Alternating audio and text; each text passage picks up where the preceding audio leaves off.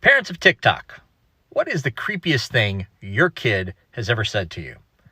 So this morning, I take my 4-year-old to the doctor. He had an ear infection a couple of weeks ago. We went in for a follow-up. Everything's okay. As we are leaving, we pass a couple of wheelchairs in the lobby. And my 4-year-old looks at them and says, "I've never used a wheelchair." And I say, "Well, your legs work just fine. You don't need a wheelchair." And my 4-year-old says, in his perfectly innocent 4-year-old voice, "After our car accident, I'll need a wheelchair." Okay, so for those of you who know or don't know, we live in a very old house. We live in a house that was built in 1919. So very old. I can tell you about a few occasions. One's happened with my daughter and one's happened with my son. And my son is 6 years old. So it actually just happened.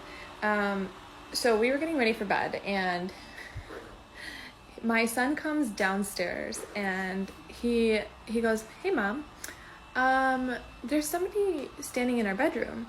And I go, "What do you mean?" And he's talking about my room.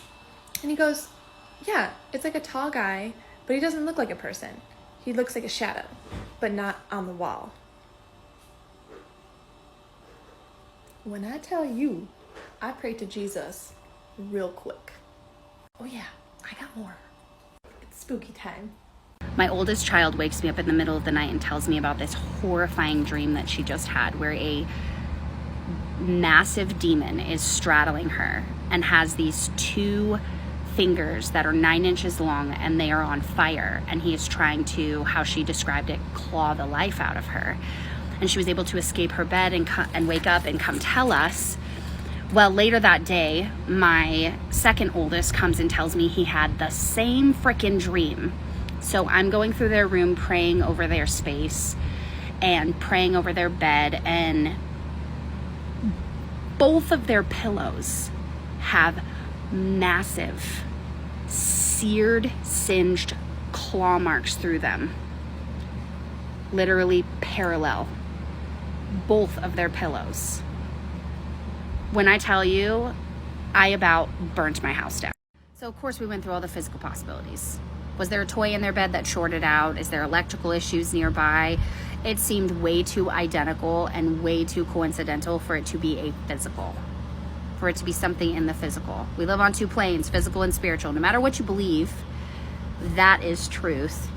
And this hit so close to home because the spiritual manifested in the physical, and I just was beside myself. Freaked out for a good week. Didn't want to sleep in my own home. But really grateful to have my eyes open to those things so that I know how to war against them. One day when my youngest was about 3 or 4, in the middle of doing something in the living room, whatever, it was family time, homework, something, but it doesn't really matter. She all of a sudden, out of the blue, told her brother, "Do you remember when you ate me?" And she was dead damn serious, just dead serious. Here's the funny thing though, he chuckled, right? Which, it's funny. He's like, "Yeah." I'm like, "Okay, no, hold up, time out. When the fuck did this happen?" And she's like, "Yeah, Mom, he ate me. We were really, really hungry. And I thought that we were going to die or something. And he was bigger than me, so he just ate me." But here's the funny part. She was like, "But," she did the whole little hand thing too. "I didn't want to be born a boy, so it's fine. I got what I wanted." And I'm like, what? Mind you, when I was pregnant with my son, I was actually pregnant with identical twins. Twins run in my family. Multiples run in my family, naturally. Okay.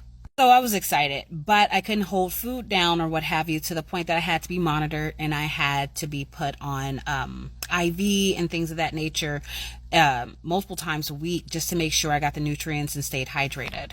And I was doing better. They wanted to do another ultrasound to make sure that the babies were okay.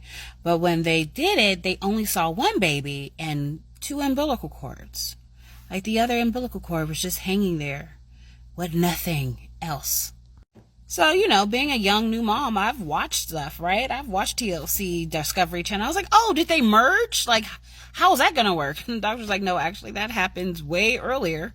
They did not merge." He's like, "This happens rarely, but it does happen." And I'm like, "What?"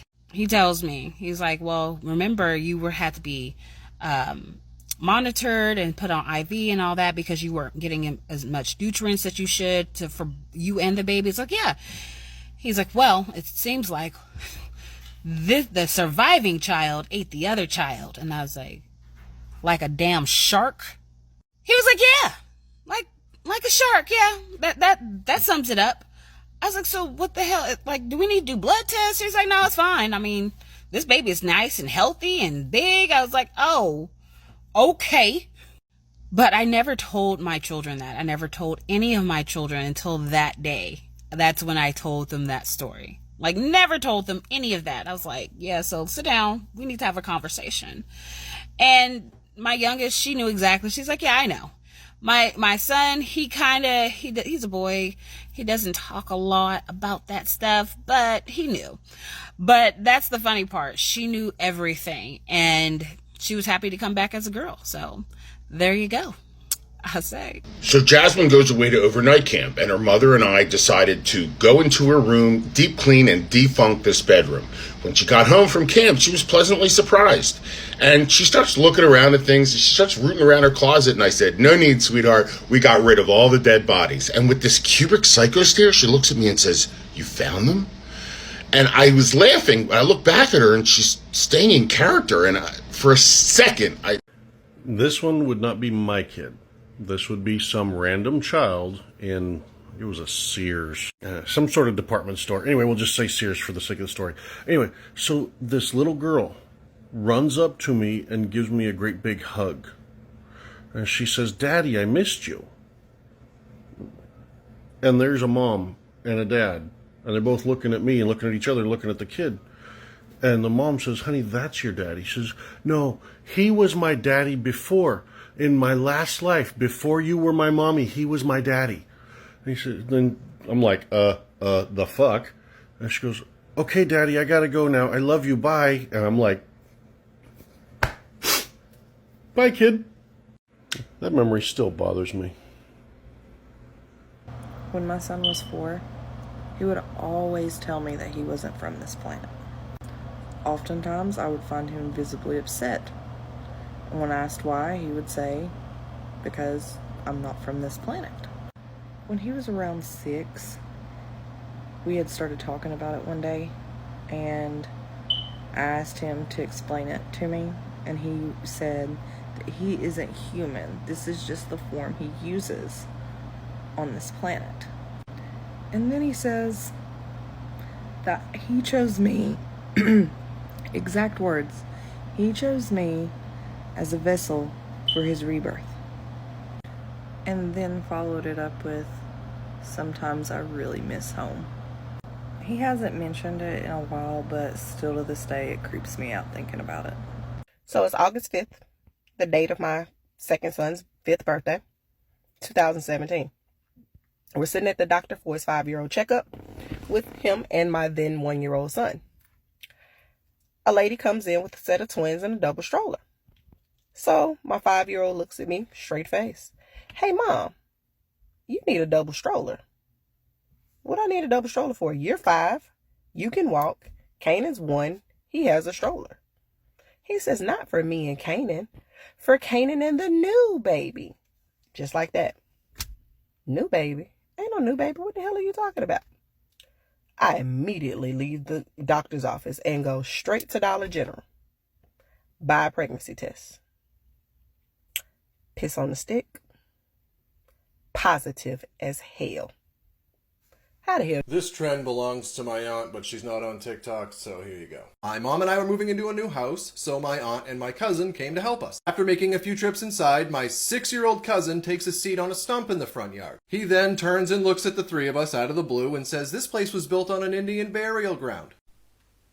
Once he saw the looks of what the fuck set into all three of our faces, he then began to hysterically cry and ran to my aunt. Looking back, we really should have loaded our shit back up and left. For the following 12 months, my sister was thrown down the stairs. I had a very large something get in my bed with me. I had a big green head floating outside my window. The fabric non-electrical angel on our Christmas tree caught fire. We had a random message pop up on our answering machine of a mother beating her daughter with no missed calls on any of the caller IDs. Long story short, we ended up going to the local library and finding out it was built on a burial ground.